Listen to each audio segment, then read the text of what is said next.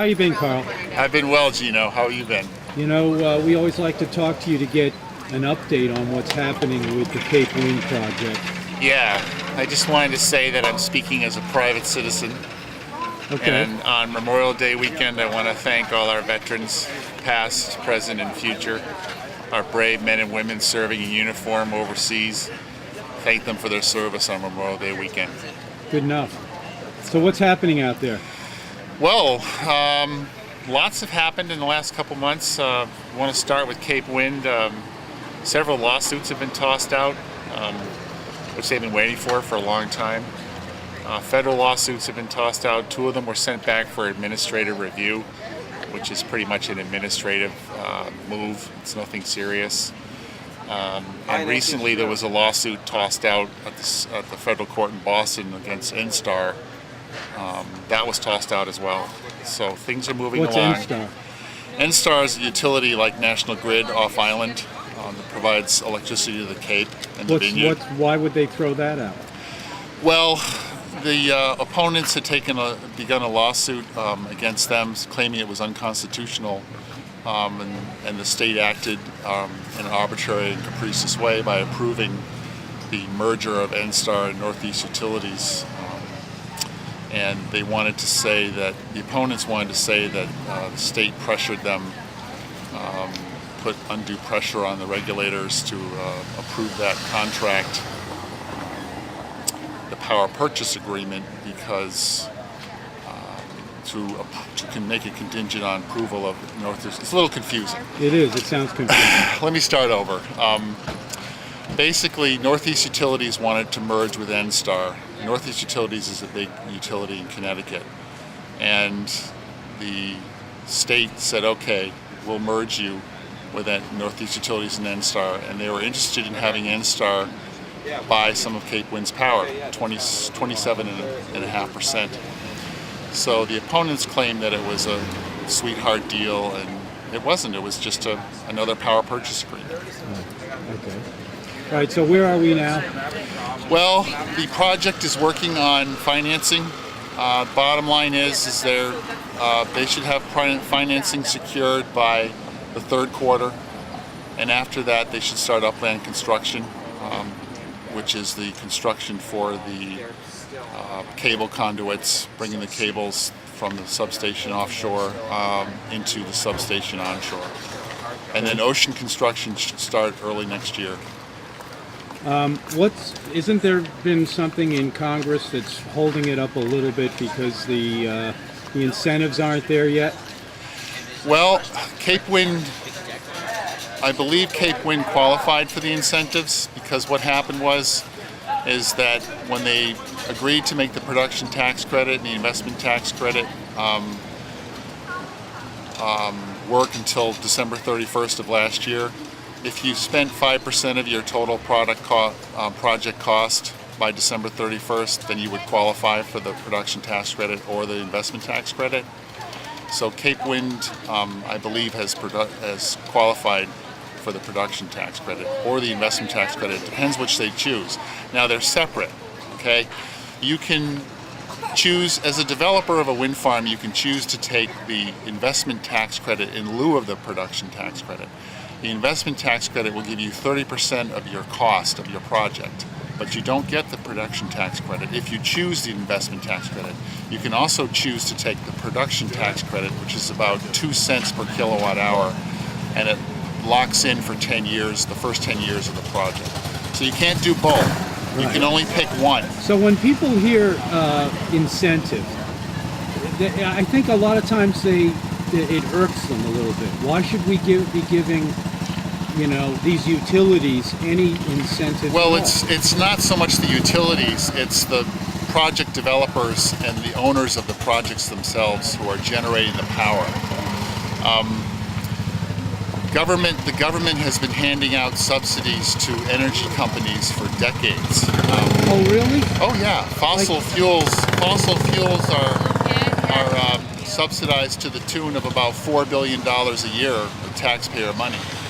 And the production tax credit for wind power is 2 cents a kilowatt hour. And why can't we have a level playing field? Why can't renewables have incentives as well? Why are we giving fossil fuels Well, why $4 aren't they? billion Well, a then year? what's the big deal then? What's the big deal? That's the question. Why is it So- such a hard thing for us to get past? I don't know, because ExxonMobil makes $36 billion in profit a quarter, and they get subsidies from the federal government. So why can't wind energy and solar power get some subsidies as well? And they're not getting $4 billion. They're getting less. So Well, they don't produce as much either. right, but they at don't the same produce time- as much. Wind power produces 4% of the total energy in the country right That now. they do that much? Yeah, they're up.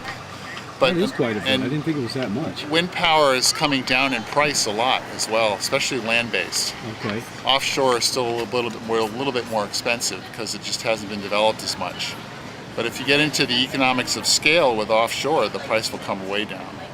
But the contracts that Cape Wind has signed are not that expensive. They want you, the opposition wants you to believe that they are, but they're not. If you have 500 kilowatt hours of usage in your house, which is an average house, you're going to pay about $1.46 more per month in power for Cape Wind. And that's less than a cup of coffee. So my That's good to house, know. I have a small house, and my kilowatt hour usage is about 120 kilowatt hours per month. I pay about $26 in electricity right now.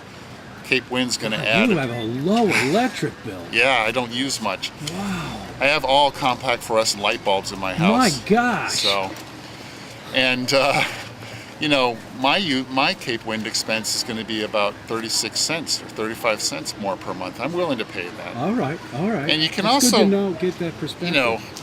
There's a thing that the opponents don't want you to know is called price suppression.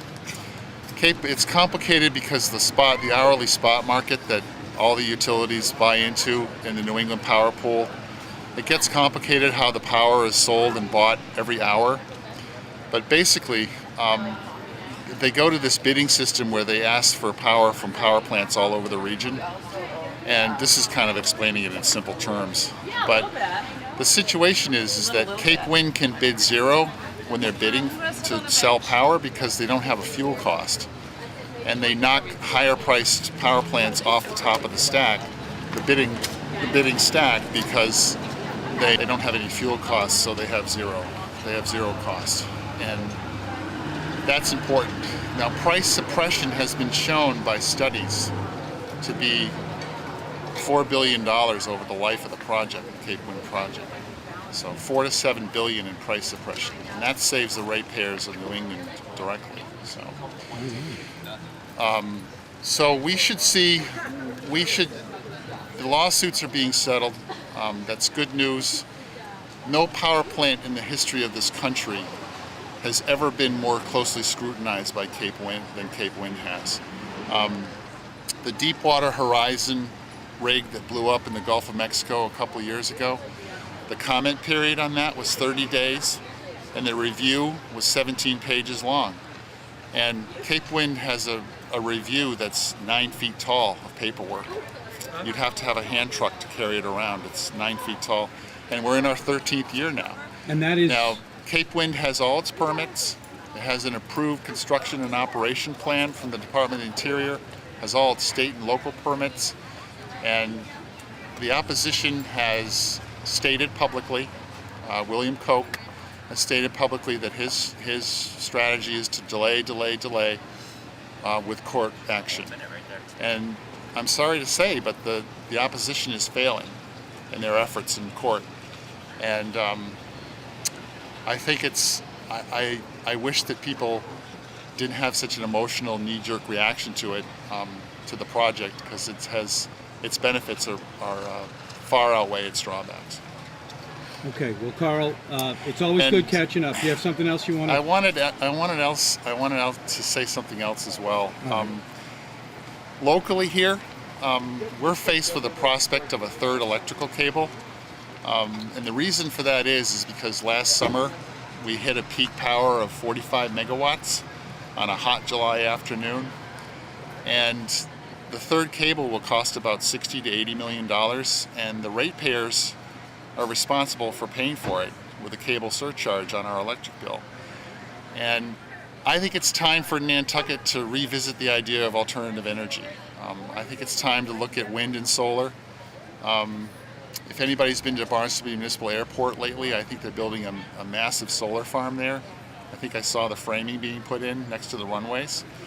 I think we should get some leadership from the Board of Selectmen and the Energy Office and the Airport Commission, and we should revisit wind and solar to try to avoid the third cable if we generated some power from indigenous sources of wind. And right. I'm talking about the dump, I'm talking about the wastewater treatment plant, I'm talking about all the sites we looked at when we were on the Energy Study Committee. The selectmen have a responsibility to look out for the ratepayers, and they should do their job and they should revisit it. And you can even put, Northern Power 100s like the high school. We all know now what that turbine's like. We lived with that turbine at the high school for 4 years. Yep. So we know that there's not a carpet of dead birds around it. We know that it doesn't throw ice. They had a bearing problem last year for a couple of months. They fixed that. We know what this turbine is, and we don't have to put a big 900 kilowatt power wind out there. We could put a farm of smaller ones, and we could put them at the wastewater plant too, because you can put turbines as high as 195 feet, even that close to the runway. So we really should look at this again in the community, because we're all going to have to pay for a third cable, and we're still paying for the first two. And I'd like to see some leadership from the selectmen and the airport commission, and a lot of the groundwork has been done already by the Energy Study Committee in the past. Wouldn't be hard to pick it up again. And I think it's time to think about that, because it's an $80 million cable, and if we don't, I don't think we can do it just with conservation alone, Okay. So I just wanted to say that as well. But there's a lot of exciting things happening in renewables. Costs are coming down worldwide. Solar panels are coming down in price. There's a lot of it's a really exciting time, and there's people on this island who might be willing to get into a public-private partnership with the town on energy, like Wendy Schmidt. She was involved with the high school turbine. I mean, she's interested in climate change and global warming. We could set this up. Maybe the town could go. They've already gone into a public-private partnership with erosion control. So why don't we think about alternatives again? Is what I would think. All right, you got it, Carl. Thanks so much. All right, thank you, Gino. Good to see you. Yeah, enjoy the rest of your weekend. Thanks.